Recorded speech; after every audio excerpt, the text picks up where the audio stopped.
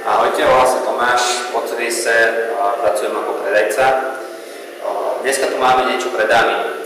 Je tu model Last od firmy Giant, zameraním XC-čkový bicykel, čiže vyslovene zdvihy stovkové, len aby tam niečo bolo.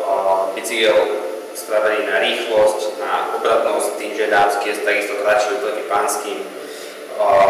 Čo sa týka výbavy, stovkové zdvihy sú zabezpečené vidlicové tlmičom od firmy Fox. Sú to CTDčka, to znamená, že trojpolový tlmič do zjazdu, do trailu a do výšlapu. Čo sa týka riadiaceho systému, tak v podstate celý bicykel je postavený na DORčku, okrem klub, ktoré sú slamácké. Je tam počet prevodov 2x10, čiže vzadu už 10 kolečko. Čo sa týka brzd, takisto Shimano hydraulické kotúče.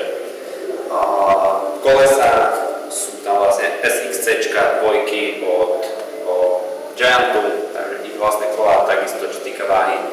Bezproblémové celková váha bicykla je okolo 13 kg, čo zabezpečujú aj SL-kové komponenty od Giantu.